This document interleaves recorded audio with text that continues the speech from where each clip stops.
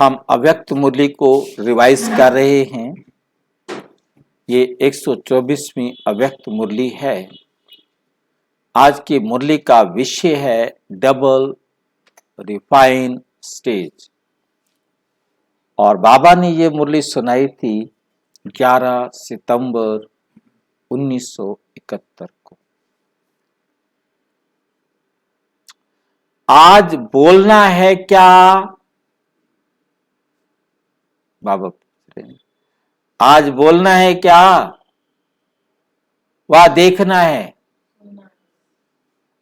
क्या देखना ही बोलना नहीं है? क्या देखना ही बोलना नहीं है? ऐसा अनुभव है कि जो कुछ बोलना है वो मुंह से ना बोले, नैनों से बोले। ऐसे हो सकता है?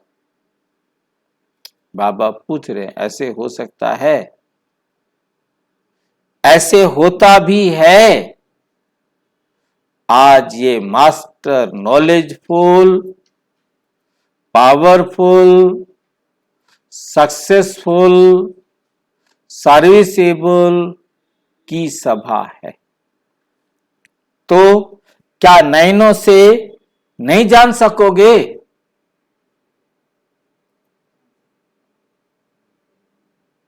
अपने मन की भावना व बुद्धि के संकल्पों को नैनों से प्रकट नहीं कर सकते। ये भी तो पढ़ाई का पाठ है।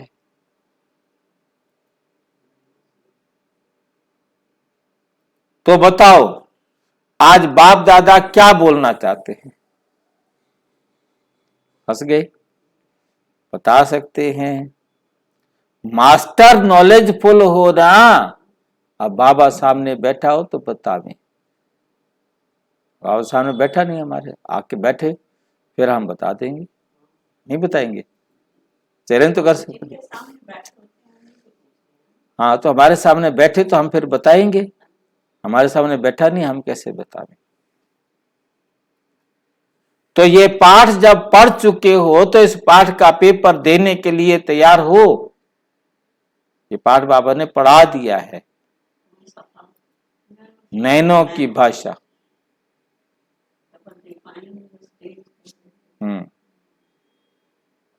अब पता नहीं कब पढ़ाया था ये बात।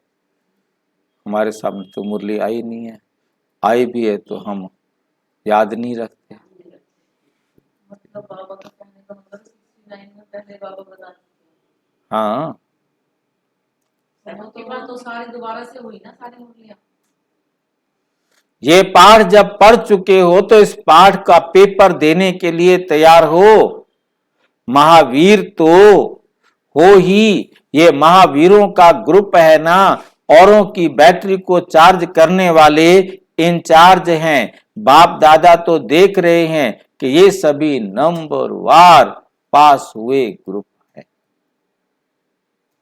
कई बातों का अनुभव, कई अनुभवों को देखते पास करते करते पास नहीं हो गए, पास नहीं हुए हो। 3 प्रकार के पास है। तो इन तीनों प्रकार के पास शब्द में पास होना है। एक होता है कोई भी बात व रास्ते को पास करना, कोई भी बात या रास्ते को पास करना। एक होता है पढ़ाई में पास होना, और नजदीक को भी पास कहते। नजदीक अर्थात समीप, रत्न। तो तीनों प्रकार के पास शब्द में पास हो। त्रिशूल का तिलक, 3 लाइनों वाला तिलक लगाते ना, त्रिशूल का तिलक अर्थात तीनों ही प्रकार के पास शब्द में पास। ये तिलक नहीं दिखाई देता। इस ग्रुप के मस्तक पर ये त्रिशूल का तिलक आप लोगों को दिखाई देता है। बाप दादा को आज की सभा क्या दिखाई दे रही है, ये जानती हो? अपना साक्षात्कार तो होता ही है ना। अभी अभी को अपना साक्षात्कार, अभी सभी को अपना साक्षात्कार हो रहा है। क्या होगा? दूसरे का साक्षात्कार होता है कि अपना भी साक्षात्कार होता है? ना तो ज्यादा ही होता है, सच्चा सच्चा तो दूसरे का तो नहीं कर सकते इतना। दूसरा को तो दे सकते हैं। दूसरे से बातचीत करेंगे, सुनेंगे, उसके अंदर क्या साक्षात्कार नहीं, जो सुनेंगे साक्षात्कार तो यही होता है। सुनेंगे, जानेंगे तो पता लगेगा कि ये कैसा है।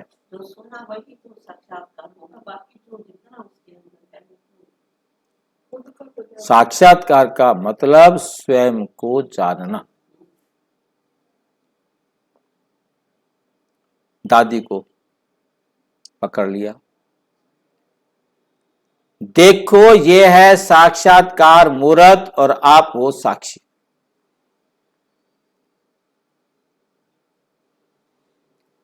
देखो ये है साक्षात्कार मूर्त और आप हो साक्षी। कौन सी दादी? तो बताओ दादी प्रकाश मणि, इन्हों के ग्रुप का कौन सा एक साक्षात इन्हों के ग्रुप का कौन सा एक साक्षात्कार हो रहा है? ये दादी माइक है, आप दीदी माइट हो, ऐसे ये माइट देती है, इनकी आवाज वे माइक बोलता है। बाप दादा को क्या साक्षात्कार हो रहा है? क्यों? अभी डबल ताज नहीं है क्या? अगर डबल क्राउन धारण नहीं करेंगे तो भविष्य में भी डबल क्राउन तो मिल ही नहीं सकता। अभी नहीं लिया तो आज डबल ताजधारी, तिलकधारी, तख्त नशीन, राज ऋषि दरबार देख रहे हैं। भविष्य की दरबार तो इस दरबार के आगे फीकी लगती।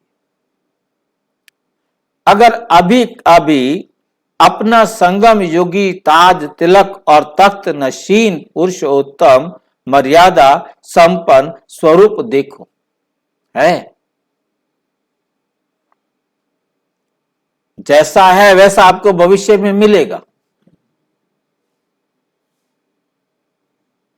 अपना अपना स्वरूप देखो, साथ साथ अपना भविष्य स्वरूप भी देखो, क्योंकि जो अब है वही मिलना है भविष्य में। क्योंकि अगले पल शरीर छूटा, सुधार तो होने वाला नहीं है। सुधार करेंगे तो पता लगेगा वे अगला जन्म लेंगे या शरीर नहीं छूटता है। तो अब हमें समझ में आया है तो अब भी परिवर्तन करना शुरू कर दें, हो जाएगा। तो दोनों से कौन सा रूप स्पष्ट आकर्षण मूर्त, अलौकिक, दिव्य व रूहानी देखने में आएगा?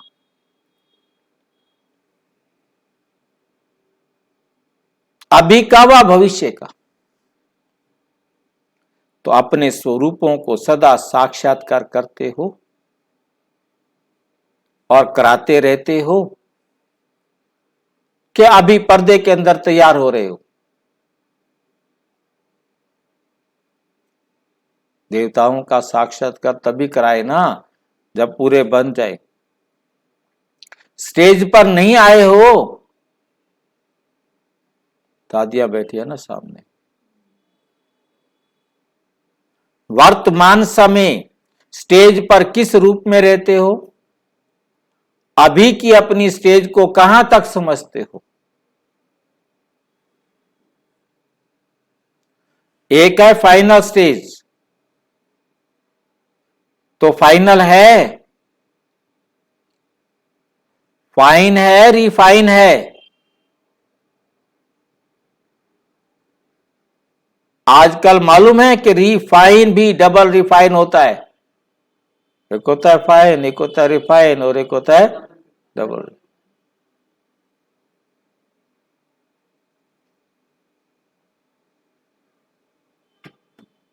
चीनी भी ऐसे होती है, जितना रिफाइंड ज्यादा होंगे उतनी फिजिकली हानिकारक हो जाएगा, पॉइजन हो जाएगा, उतना पॉइजन। केमिकल में से पास होती है ना रिफाइंड होने के लिए। केमिकल का नहीं है, केमिकल से पास हुई वो एक अलग बात है, वो तो उसमें कुछ भी नहीं रहा। गुड़ खाओ, गुड़ में कुछ ना कुछ और कुछ आयरन की मात्रा दूसरे एलिमेंट हैं। तो ओरिजिनल फॉर्म हो गई हाँ, रस की। तो जब उसको गुड़ को भी रिफाइन कर देते हैं, उसमें भी मसाला डाल देते हैं, तो वो डिस्ट्रॉय हो जाता है। हाँ, वो साफ रंग लाने के लिए।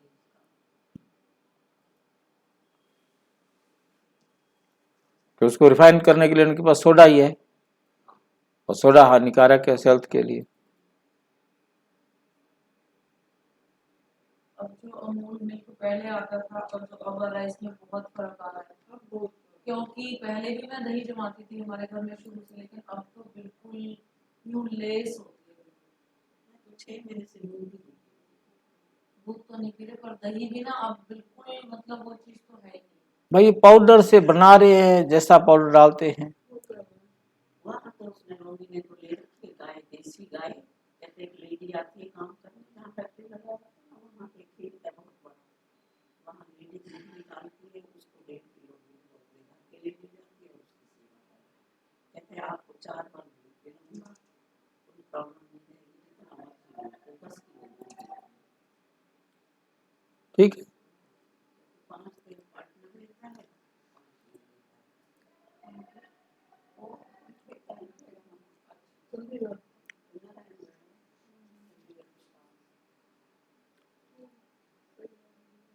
जो भी चले अच्छा है, करने वाला भी। देसी गाय लियो, देसी गाय लियो, कहते देसी गाय लियो। करने वाला भी तो चाहिए ना। वो है, वहाँ तो मिल जाती है ना, वहाँ के गांव में है, गांव की लेडी आ जाती है। तो अभी रिफाइन है, डबल रिफाइन होना है व रिफाइन होना है। एक बार का रिफाइन तो पूरा हो गया, अब के 71 की मूल्य पूरी हो गई होगी। अब सितंबर की है, हम सितंबर में आए हैं, परंतु कहने का मतलब 69 से 71 तक जो उस टाइम कुछ मूल्य होंगी तो पूरा हो गया ना। अभी डबल रिफाइन होने आए हो, फाइनल की डेट कौन सी है? 71 में पूछ रहे हैं। अगर पहले से नहीं होगी तो आप लोगों के भक्त और प्रजा आपके संपूर्ण स्वरूपों का साक्षात्कार कैसे करेंगे? फिर नहीं तो आपके चित्र भी टेढ़े बाग के बनाएंगे मंदिर में।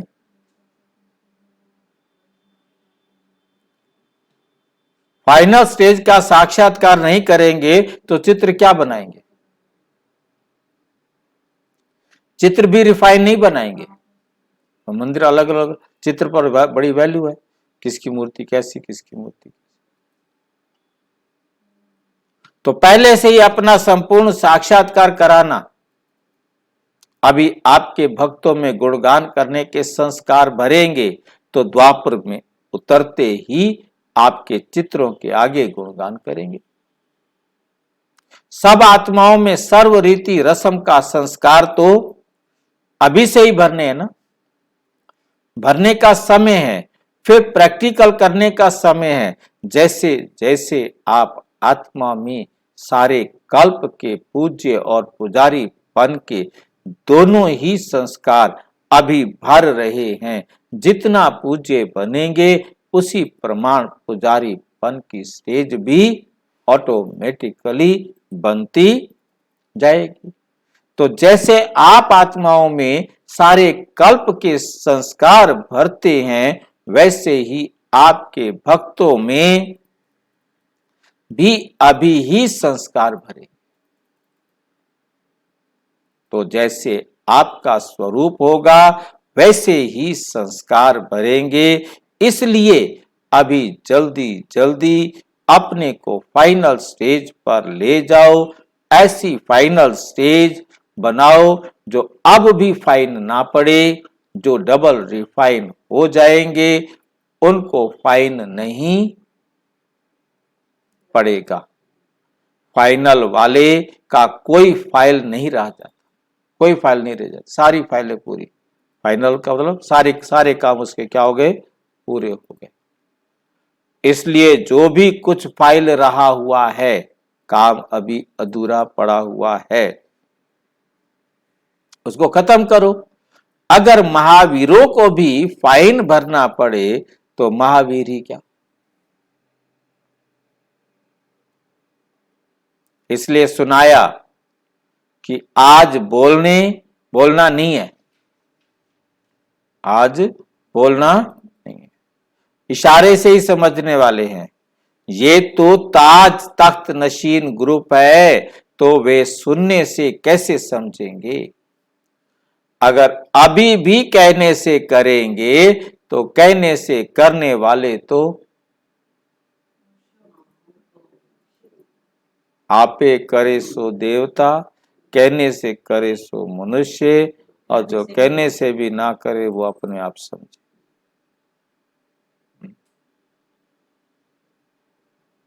क्योंकि गधे को कितना आगे करो पीछे जाता है, उसको जो कहो उससे उल्टा चलेगा।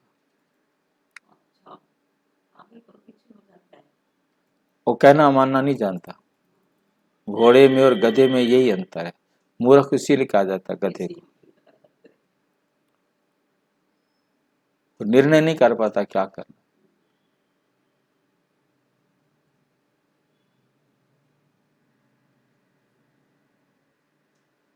आप लोग तो देवताओं से भी श्रेष्ठ हो। ब्राह्मण कहो व फरिश्ते कहो, फरिश्ते इशारे से समझते हैं, फर्श निवासी कहने से समझते हैं। जो फर्श से ऊपर उड़ जाते हैं वह है फरिश्ते, जो फर्श पर हैं वह है मनुष्य। अच्छा, बाप दादा इस ग्रुप को सारे विश्व के सामने क्या समझते हैं। जो हो वही बताना है, जो हो वही बताना है। ये तो सारी सृष्टि के को शरणागत करने वाली है ना कि होने वाली। सब आपकी शरण में आएंगे, आप उनकी शरण में जाओगे। बाप दादा के सामने भी शरणागत होने वाली नहीं है। बाप दादा को भी नहीं कहने भी हम आपकी शरण में हैं। बाप को सर्वेंट बनाने वाली है, तो शरणागत हुई व शरणागत करने वाली हुई। आप कौन हो, बाप को सर्वेंट बनाने वाले हो कि साजन बनाने वाले हो, बाप बनाने वाले हो। ऐसा बाप आए कहता है मेरे को ये सर्वेंट बनाने वाली है, मैं ही इसकी शरण में आ गया हूं। मक्खन लगाने में तो ऐसे उठा के लाता है, पता नहीं कौन सी गाय का मक्खन लाता है। सारी सृष्टि में जो भी महिमा करने योग्य शब्द है वे सभी हो। आज बाप दादा संपूर्ण रूप देख रहे हैं। सदा फरमान बरदार उसको कहते हैं जो एक संकल्प भी बिगर फरमान के ना करे, बिगर फरमान के ना करे। ये ग्रुप तो इसमें पास है ना। सदैव अपने को फरमान बरदार के स्वरूप में स्थित कर फिर कोई संकल्प करो। ऐसे जो संपूर्ण फरमान बरदार हैं वही संपूर्ण वफादार भी होते हैं। ये ग्रुप तो संपूर्णता के समीप है ना। संपूर्ण वफादारी किसको कहते हैं। वफादार का मुख्य गुण क्या होता है। वफादार का मुख्य गुण क्या होता है। उनका मुख्य गुण होता है जो अपनी भले जान चली जाए लेकिन हर वस्तु की संभाल करे, हर वस्तु की संभाल करेंगे। तो कोई भी चीज व्यर्थ नुकसान नहीं करेंगे अगर संकल्प, समय, शब्द, कर्म, इन चारों में से कोई को भी व्यर्थ गंवाते हो व नुकसान करते हो तो नुकसान के खाते में जाते। तो उसको क्या करना है? क्या उसे संपूर्ण वफादार कहेंगे? क्योंकि जब से जन्म लिया अर्थात फरमान बरदार, आज्ञाकारी बने, ईमानदार बने हैं। एक छोटे से पैसे में भी ईमानदार होता है। छोटा सा पैसा, पाई का भी चोर, लाख का भी चोर, पैसे का भी चोर तो लाख का भी चोर। तो जब से जन्म लिया है तब से मन अर्थात संकल्प, समय, कर्म जो भी करेंगे वे बाप के ईश्वरीय सेवा अर्थ करेंगे। ये प्रतिज्ञा की, सर्व समर्पण हुए हो तो ये सभी बाप की ईश्वरीय सेवा अर्थ हो गई। अगर ईश्वरीय सेवा के बजाय कहां संकल्प व समय व तन द्वारा व्यर्थ कार्य होता है तो उनको क्या कहेंगे? उनको संपूर्ण वफादार कहेंगे। यदि हमने अपना समय परिवार वालों के लिए व्यर्थ में या दूसरे कामों में लगाया, श्वास, संकल्प, समय, उनको संपूर्ण वफादार कहेंगे। ये नहीं समझना कि एक सेकंड क्या बड़ी बात है, घंटों बीत जाते हैं दूसरी समस्याओं में। बाबा तो 1 सेकंड की बात के लिए कह रहा है और ये 71 में कहा था, अभी तक घंटे चले जाते हैं उल्टी सुल्टी बातें सोचने में।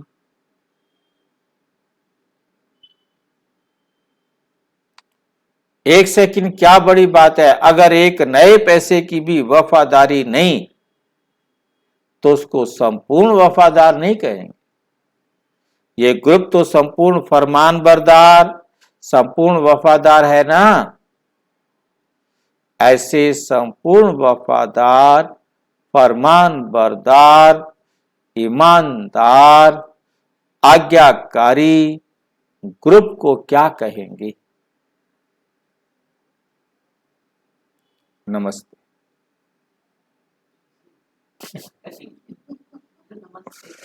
नमस्ते के बाद फिर क्या होता है? नमस्ते के बाद फिर क्या होता है? बाप तो संपूर्ण आज्ञाकारी है, नौकर है, आज्ञाकारी। 1-2 को देख हर्षित हो रहे हो ना। संगम युग की दरबार का ये श्रृंगार है। अच्छा, विस्तार से जानने के लिए विश्व में 140 देशों में प्रजापिता ब्रह्मा कुमारी ईश्वरीय विश्वविद्यालय के किसी भी सेवा केंद्र पर संपर्क करें या कोई प्रश्न है तो 9213106986 पर केवल टेलीग्राम करें। 9650692270 पर केवल व्हाट्सएप करें, फोन नहीं। ओम शांति।